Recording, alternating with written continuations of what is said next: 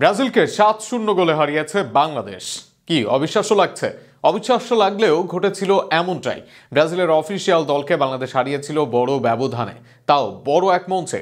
রোমাঞ্চকর সেই ঘটনা নিয়ে আরো শুনুন প্রতিবেদনে। ১৯৯০ সালে বাংলাদেশ ফুটবলে এমন এক অর্জন করেছিল যা আজও অনেকের কাছে অবিশ্বাস্য এবং অজানা।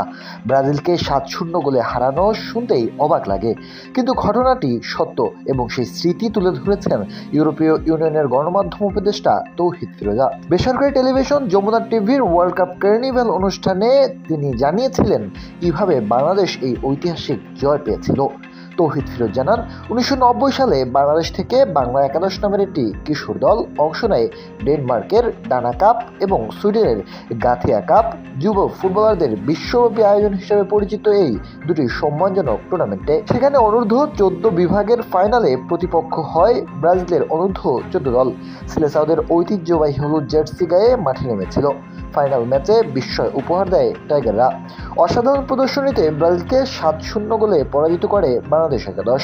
শুধু তাই নয়, ফাইনালে যাওয়ার পথেও বিশ্ব ফুটবলের অন্যান্য শক্তিশালী দলকে একাধিক গোলে হারিয়ে চমক দেখায় দলটি। এ জয়ের খবর সে সময় বাংলাদেশের গণমাধ্যমে ব্যাপক সাড়া ফেলেছিল।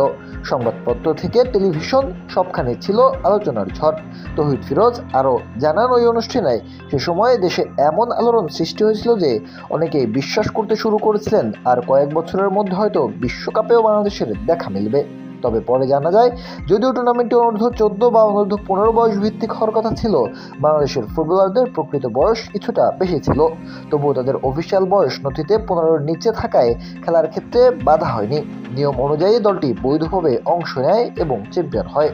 ১৯৯০ সালের এই জয় আজও বাংলাদেশের ফুটবল ইতিহাসের অন্যতম রোমাঞ্চকর অধ্যায়।